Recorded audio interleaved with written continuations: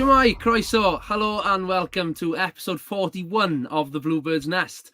Delighted to welcome a very special guest onto the Nest this week, one of the fantastic voices of S4C Sgorio, a former club manager with Talbot, Dinas Powys and Carmarthen, and also 3 years into the position of Wales C manager. It's Mark Jonah Jones. Mark, welcome to the Nest.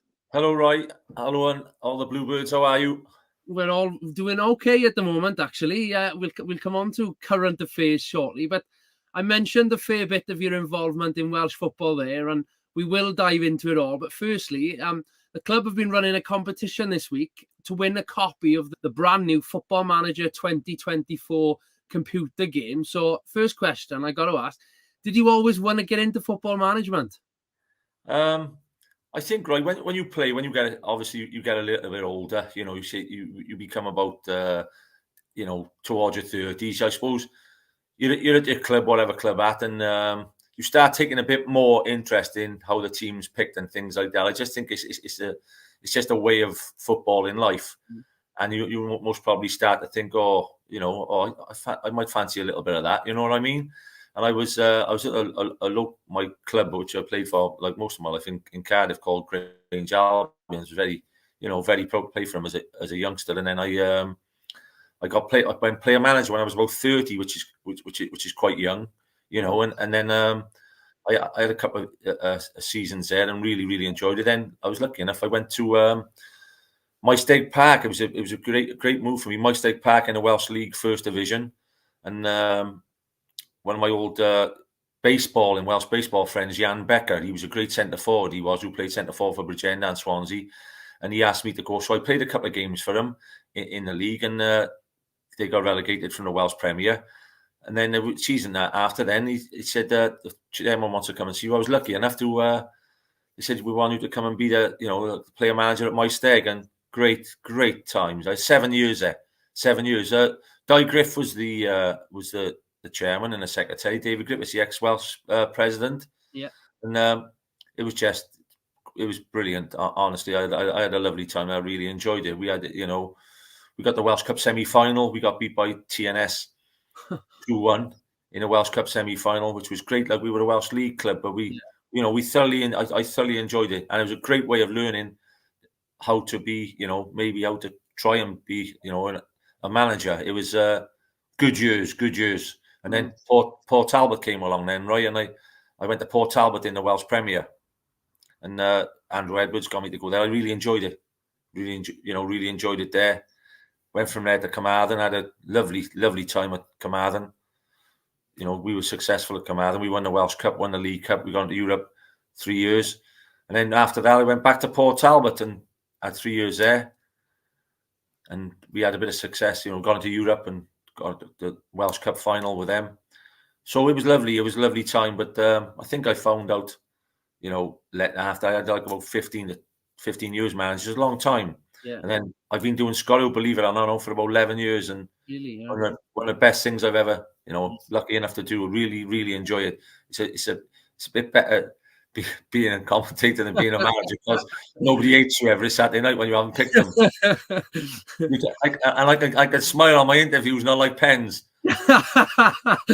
Fantastic. Brilliant. It's like you say, some career you've had there, and we'll come into that. In particular, I want to talk Carmarthen, but I mentioned that competition. The winners actually be announced at the end of this Nest episode, so stay tuned for that. But also on the club social media this week, we've announced that our third and final series of the documentary, the You Can Have It All series, is going live next week. The first episode goes out on the 16th of November. That obviously covers our journey through Europe this summer. And the first one obviously features our trip to UEFA HQ, just outside Geneva in Switzerland. And by doing some research, I noticed that yourself, you visited Neon back in 2005. What was it like there for you? Yes, you've been there. It's the highlight. It's the highlight of going there. Don't forget, I wasn't a top class player like some people who go there as ex-managers. I was just lower league player, and I really went there, and it was a highlight. It's just fantastic. Yeah. I went in I went with the vice chairman Alan Williams of Carmarthen. and we were in a UEFA Cup draw. Obviously, there was a UEFA Cup then, and the Champions League draw was about half hour before us. And we went to the gate, and he said, and they said, "Oh no," he said, "UEFA Cup is in like 45 minutes time." No way, I was in there. Were you? Brilliant. Liverpool were in there. Liverpool. And Liverpool had to qualify, and they pulled Liverpool's hat, and they said they will qualify. Who will Liverpool play? And they said TNS. I jumped up and down like a lunatic, didn't I? I had all people shaking my hand. They thought I was the manager of TNS. I was elated for them. Yeah, I was elated for them. Liverpool were Champions League winners just before that. Then yes, that's right. They finished outside the top four, didn't they? That's right. Just, and it was like it was just a fantastic experience. You know, we were lucky enough then to be Drew Longford over there. But look, that's about Tony Pennock have obviously done it, and you've done it as a club, and that's a brilliant part about the Cymru Premier League. It gives you the chance to go to places where you never go to. 100%. It was dreamland going to somewhere like that for me, right? Honestly, I can imagine. Well, you were obviously successful against Longford, then League of Ireland top team at the time, weren't they? You know, I think a loss away and a win at home, I think, if I remember rightly. Yeah, well, we lost 2-0 away, and we did win the Eurovision Song Contest, by the way, because we had a goalkeeper called Tony Pennock who fancied himself as a singer, and he gave a few songs later on, you know. Yeah, he gave a few songs later on, but we came home and we played him at Newtown because we couldn't play at Carmarthen, and there was a 900 crowd at Newtown, and I'd say we had about 100 fans Carmarthen, so they were obviously here to qualify, and we went 1-0 ahead, but they equalised just before half time, so they were 3-1 ahead, and the away goal then, and we scored 4 in the second half. Did you? Brilliant. To beat them 5-1. Yeah, it was. Like you said, it was good, just great. The players, you know, listen, there's managers and staff and all that, you know, you enjoy it. You think, oh, what did I do? What did I do? Hey, players, they were unbelievable. They were unbelievable. Score 4 goals in the second half and to go through 5-1. You know, a Welsh club, like you said, beating one of the top teams in Ireland 5-1. It was, you know, it was incredible. Incredible. Definitely. I was a youngster, but I do remember that era. Yeah. Pens was obviously nearing the end of his career at that time, and he was, praised his singing ability. What was he like as a keeper and in and around the dressing room then? Oh, but I suppose I better get in because he's bound to watch his podcast. By the way, when we played Copenhagen after, didn't we? Yeah, and they beat us 2-0, but Pens saved a penalty. I think it was off one of the Danish internationals with about 3 minutes to go to keep us at 2-0, and I was in the Park and Stadium. So, a brilliant penalty save. Yeah, which goes on then to say, what was he like as a goalkeeper? He was a class act, mate. He was a class act. And he was most probably, he would have been like a Guardiola type of goalkeeper, if you know what I like. He fancied himself big time as a player. Honestly, he fancied himself. He was a good footballer.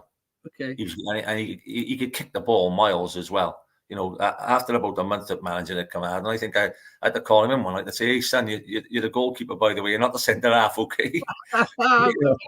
But as the lads are, you know, but yeah, what a top class goalkeeper. You know, he's been an ex-pro. He played for the likes in the Southern League and stuff like that. And he came back to us, and he made a hell of a difference around the changing room as well, because his attitude was professional, and at the time as well, a lot to do with our success. We had a great coaching staff, and we had we signed Tony, and then we also signed Gary Lloyd from who's a serial winner from Barry as well. And half the time, if you take stock and look back, mate, if you've got players of that ability and how decent they are as people as well, they do half your job as a manager.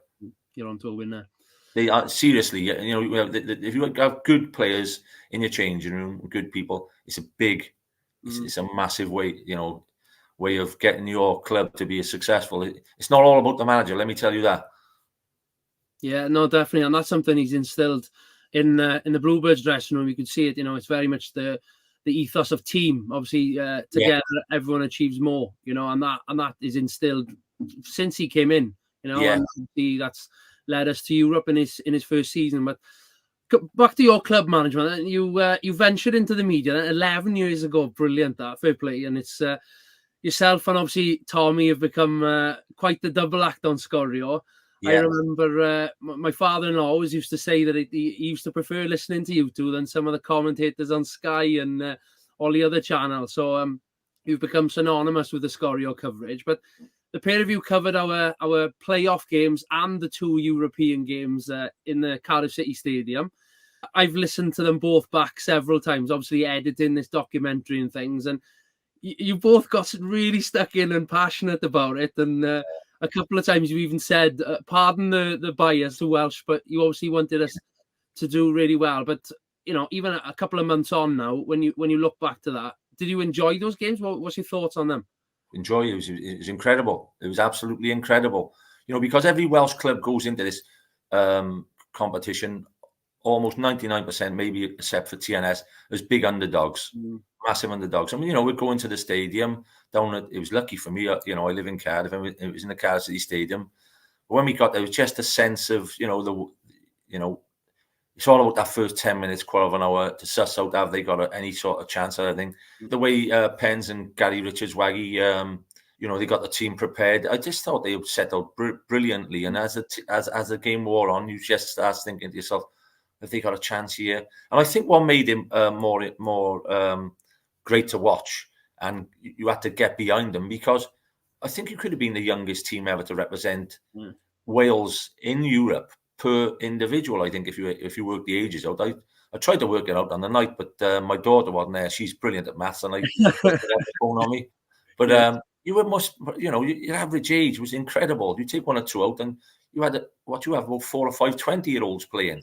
So it was like, sometimes I can remember one of my highlights of the game was you set the wall up. You set the wall up with about 5 minutes to go, and your wall was like a 5-a-side team in a youth club. Honestly, they were so young, and when you succeeded, it was brilliant. It was absolutely brilliant. And you had Superman between the sticks as well, didn't you? I mean, don't forget, we'd already done the playoffs when you beat Cardiff Met on penalties. Then you go and beat Newtown on penalties. And then when we get on the cast, and he says, no, you can't do it again. No way, no, you can't do it again. You know, it was fantastic. It was fantastic. It was. And the line you say about the youngest team in Europe, it's made the documentary. I will say that. It's, you know, the youngsters that Tony backed and believed and trusted to come on, you know, going into extra time. And Tommy makes the point of they could have been taking a penalty next, you know, or in line. But obviously, Zach came to the rescue with that one. But there was many other great performances. I'm sure you had your Wales C hat on watching some of them. And I think Zach's even got a bit of Welsh heritage. I don't know whether you know that. You'll have to look into that one. I didn't know that. I obviously checked him out being a Jones. Do you know what I mean? Yeah. Yeah. Any other particular players stand out for you? I just thought, like you said, collectively, they were brilliant. Every one of them run themselves into the ground. I mean, you know, Kai was Kai on the evening one. He, you know, over a couple of them games, he may have got a game for Barcelona the way, he was running past people, he was taking people on, he was loving it. And obviously the other teams didn't know a lot about Kai. So when you're given a bit of freedom and nobody closes you down, he's good at going past people like that. But Jenkins as well, I think Jenkins was, you know, I've always rated Jenkins anyway. I think by the time he gets, you know, it's hard to single out people, right? You know, I don't want to single people out because you were so good, but I think by the time Jenkins gets about 25, 26, you know, he'll be the top dog in this league as a 5. Yeah, he's already had, I think, again, you say on commentary how many appearances he's had in the league. Yeah. You know, he's had 50 for us already. He's only been with us 12 months. Yeah. He's consistently, you know, in the team. Touchwood, he's been injury-free as well. But obviously for Aber, he made his debut as a youngster and obviously featured in the Wales C squad with you. So, there's a number of boys. But it's hard to pick. I think you went with Oscar on the night, for Oscar Borg for man of the match on the night. Yeah, a great game. Could have been anybody at the end of it. And again, going back to that team ethos, it's very much the mentality that's instilled in the camp across. I'll tell you what was cool as well, right? Again, Pennock and Waggy, obviously they got lots of Football League experience as well. And I think it showed on the night because his substitutions at the both playoffs and the both European games, right? He kept cool. Yeah. He kept cool. And they were they were usually late substitutions, right? Where a lot of people would have thought, oh, we got to, if we don't change our tactics and with 25 minutes to go, because we're a goal behind us like that, we got to do this, we got to do that. It was as if in all 4 games, he just got it right with about 15 minutes to go, little tactical switches, and it paid off for you. Paid off for you, and testament. It was a great them lads, by the way, and even Pens. I know he's an old dog now. Don't tell him, but when they understand, when they get about 45, 50, start playing a bit of veterans football, and I know it's a long way off for them, but they won't forget these 2 nights, man. And then playoffs. I tell you, they won't forget that summer. That'll come back to them, and I'll stay with them forever. I think you've read the script from the documentary, because sorry. I play the 2. You and Tommy are saying, when's he making changes? When are these substitutions happening? Yeah, there you are. Pens had said in the dressing room, we just stay in the game till the very almost last 10, 15 minutes, and then we just go for it. And obviously it paid off. Yeah. And it transformed the game because there was the formation change and things like that. So you've teed up the documentary fantastically there. It's true, right? He held his nerve. Yeah, he did. And you're right. In the playoffs, and all the subs did make an impact. And again, I say it's the team, that they might start on the bench, but they came on and certainly made the impact. But that, unfortunately, has led us into a bit of a bumpy start of the season, should we say. Although we've actually got the same amount of points as we had last year, but we've been plagued with some key players getting some lengthy injuries, unfortunately, as a club. But we are settling a bit now, and I think it's teeing up quite a good finish to the end of phase 1. I think there's 8 games to go, but what are you making of the overall season so far? I just think it's such a tough league, right? It is such a tough league. Yeah. To get a run of consistency, is it just your 4th game you've gone unbeaten now, something like that? So there you are, you just did in a little bit now. Look, after about 3 or 4 games, everybody was calling for, one of the best managers in the league over the last 6 or 7 years. Chris Hughes, Newtown had a bumpy start, like Tony did last year, right? And then Newtown goes 7 games, 7 wins, right? All of a sudden, they know the league. Same as Tony now. He knows this league now. Yeah, they'll have a bumpy period where there are standard bearers. There are the class act, TNS, and everybody gets a bit fed up with TNS. I don't. I think they're a good standard bearer. I think the manager's a class act. He's won the league 7 or 8 times now, Harrison, and standards are standards, and we're all trying to follow him. But the European spots every year, they're there for the taking. And the clubs like yourself, like Newtown, like Pennabont, they're like Connaskey, they're all there. They're all there fighting for it, Bala. And it's a fantastic league to be involved in, because that prize, like we talked about, of going to European draws, playing in European games, it's a massive prize. A lot of people don't understand it because they're not in the league. But when it actually happens to you, it's well worth playing for. And I think the league is getting tougher and tougher. 2 big clubs joined this year, right? Colwyn Bay and Barry. Yeah, they did. Big clubs, right? They've been great additions, right? They're finding it pretty tough at the moment, but they'll find their way. I think they will settle and stay in. But that just goes to show you, if clubs as big as that can come in and they really got to, go 120% just to stay in the league, it shows you how tough the league is.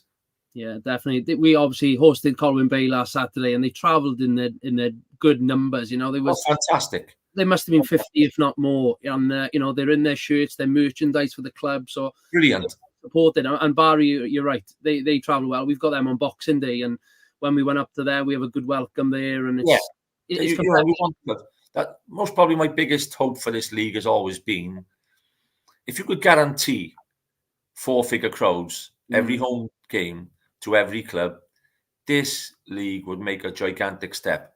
Now, I don't know, obviously, other people have thought about it and chatted about it. How do you do it? Do you keep inviting the schools? Do you keep inviting, giving free tickets out somewhere? you know, it's something was could be built on. But if every home team had a 4-figure crowd every Saturday, it'd just jump in, not the standards of on the field, but off the field. It just gives it a bit more, you know, kudos in amongst other clubs and other leagues. You know, we proved ourselves in our playing ability against other teams. And it's just maybe the only thing where we still, a little bit of magic we got to sprinkle to get 1,000 at every game, 500 to 1,000 at every game. The atmosphere would be a lot better. Yeah, definitely. And, you know, that's obviously something that Haverfordwest have been trying to do for a number of years. And the average attendance has gone up certainly over the last 3-4 years now. And it's maintaining it and encouraging new supporters again to reach those 4-figure numbers, which, you know, everybody is striving for. But when you mention Europe and things like that, those are huge carrots for clubs to get, you know, big pots of finance. But these clubs have got to cover their costs in other ways as well, you know. So everybody knows how difficult it is. By the way, it is. But I bring about 10 extra down from that caravan park every August. Now, you know that. You know what I mean? All paying as well. That's brilliant. It's brilliant. We'll come on to that. Let's go Wales C then. So obviously, this is something that a lot of people question sometimes and trying to find out. With Wales C, it's a squad made up of semi-professional players almost entirely. I say almost. I think Kane McLagan made a cameo appearance from the Cymru South last year, but it tends to be the Cymru Premier teams who are the players are representing. What is the actual criteria then to be eligible? Because obviously the English squad last year, the majority of them were National League players who were probably playing against Wrexham and Notts County, who are obviously League Two now. So well, that's the reason why most probably that our players take it so seriously. We, you know, when we have competed against them, as you know. You know, we had a draw against them. We had that one dream night when we beat them 4-0 2 years ago. They beat us 1-0 last year, but everybody then is. I can remember when we first started it, and a couple of the boys who'd been around the block and they know the National League or the conference they used to call it. They say, "Wow, you're letting yourself in for 1 year." He goes, you're playing against Tranmere, you're playing against Altrincham, you're playing against Sing players. He goes, they're all full-time pros. But what's happened? You know, we've created a great challenge against them yearly. We stood up to the task, and we make, you know, we're on level par with them almost. And that's our players, part-time players. I remember, you know, maybe one of the first night at Barry when we lost 3-2. You know, I might have had a scaffolder and a bricklayer. You know, might be coming to play for you. And you're playing against full-time pros. People don't understand that. But when you get a group together and you give them, you know, the challenge, it just goes to prove. Like you said, it's almost like Haverfordwest playing a big side in Europe. It's almost on the same terms as Wales C play England. It's all about what you give them boys and what they do, what they will do for you. And they do it. And they do it. They've done it repeatedly. And it's a great platform as well. I noticed obviously Nathan Wood featured in the last fixture for you. Ended up having to move to Newport.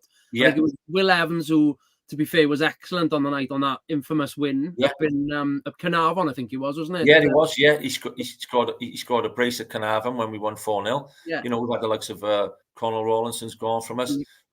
Adam Roscoe went for us, but he's come back and playing in the league now. You know, there's been 4 or 5, so it's great. It's great. You know, there's bound to be. We know there's about 40 or 50 scouts at every game. They're going to come and have a look, aren't they? They're going to come and have a look. It's the best in the conference against the best in the Cymru Premier. But everybody before the start, they give us no chance, do they? But like I say, it's a good standard bearer for our league, and it's something to prove. We need to prove ourselves to a lot of people, and hopefully we are. Definitely. How are preparations coming along then for the next fixture? Well, they're always the same. We watch about 1,000 games, and just keep picking out the little gems. You know, there's great players in this. Look, any one of our managers could do it. Anybody, it's a great lucky enough to be doing it. And I'll tell you what, the players in this league, like I said, that's what it's all about. There's a lot of jewels of players in our league, and if you pick the right time, we'll always have a chance against them. Do you know when the next fixture will be, or where it will be? I think it'll be. I don't think it's arranged yet, but there's talks already about it again being at the end of March, and they haven't picked the venue yet. But it is in Wales. Our turn. I'll have to mention it to the people upstairs at the Oggy Bridge Meadow and see if we can get it down the west. There you are. It's getting it early, right? Excellent. Well, talking of the west, we host Ammanford in the Welsh Cup this weekend, and former player Wyn Thomas and former manager Sean Cresser will be in the opposite dugout alongside Griff Harrison there. Slightly earlier kick-off of 2 p.m. The furthest the Bluebirds have ever gone in the Welsh Cup is the semi-final back in 2004, and Wyn Thomas was actually playing for the club at the time. So fingers crossed we can go one step further this year. It'd be great to get to a Welsh Cup final. Obviously, you experienced it, but it was Carmarthen who knocked Alpha West out back in 2004, a month before you took the reins at the Old Gold, looking at the history books. But who would have been in charge just before you then? I think it might have been Tommy, or no, I know Tommy's been there a couple of times, but just before me, bloody hell, you caught me there. Was it Andrew York? Maybe Andrew York. Okay. It may have come from Barry or something like that. I'll check that one out and we'll have to do this. I remember Tommy as Carmarthen player manager he was for a long time. And he was that's right. Some strikers back in the day. He came on in an FAW Premier Cup game once.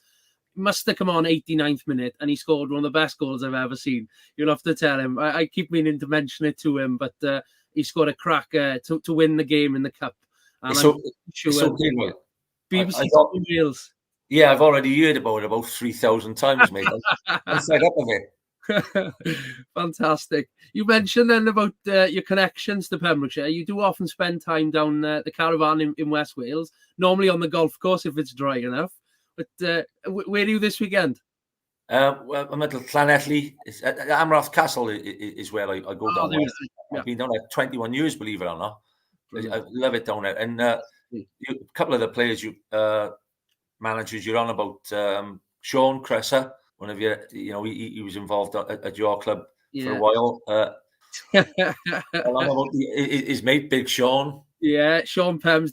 Since Pems has hung up his boots, he's got right into golf, and his handicap is coming down weekly, I think. I tell you what, he hits it. He hits it almost as far as he heads it.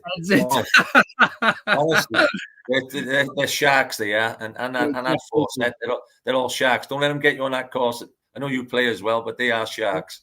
Down Delphis Court, there's been some good competition on there since Pems hung up his boots. Good stuff. You mentioned, so your Sgorio live game. This is going out on Friday night, so it'll be as this is out. You're at Llanelli then. We're at Llanelli on Friday evening, and we're doing Llanelli against Pembrokeshire in a great game. Yeah, great game. Obviously, Lee John against Rhys Griffiths, and two teams. Pembrokeshire had a great season last year. They got to the Welsh Cup final a season before, so they'll be keen to get it. And the same for Llanelli, they've just gone top of the Cymru South now. But the big thing about the Welsh Cup, we mentioned this so many times, easiest route to Europe. Easiest route to Europe. How any manager in this league could say, listen, that's for the big leagues, right? That's for the English Premier Leagues and everything else. But how any manager in this league could say, I might rest a player because we only got a Welsh Cup game Saturday. Not a chance. Not a chance. Win 4 or 5 games and you're in Europe by winning a Welsh Cup. It's the easiest route. This is the biggest game you will have so far this season, Saturday. It's the biggest game every team in the league will have so far this Saturday is this round of the Welsh Cup, because the further you progress, the more you get closer to Europe. And Ammanford have been going well as well, to be fair, so it's not going to be an easy task, but a relatively close derby, this one for us, one of the many Carmarthenshire teams in that Cymru South, so looking forward to welcoming him. I think there's a bus coming down from Ammanford as well, so it'd be a good day at the Meadow. I'm sure there'll be tough opposition. I mean, as you know yourself, right, the English FA Cup started last week, and there was some big shocks in that. There's always a shock in the cup. All you just want to make sure this is not your club. Quite right. Fingers crossed it's not at the Meadow. Excellent, mate. Well, listen, thank you for your time. I know you're a busy man between everything. It's been fascinating to hear all about it and have those reminiscent moments about the European campaigns. Like I said, the documentary is coming out next week, and you're heavily featured in those Cardiff games, yourself and Tommy, I must say, and the rest of the Sgorio team. So thank you for all of that, and we'll be keeping an eye out on your Wales Sea shenanigans and your squad selections with a very focused eye, should we say. Fingers crossed we can get some Bluebirds in there for you. Yeah, I usually pick it and go into hiding for a couple of weeks then before the game, right? Cheers, mate. Best of luck with it, and again, thank you, and we'll see you at a game soon. Thank you, Ryan. Thank you.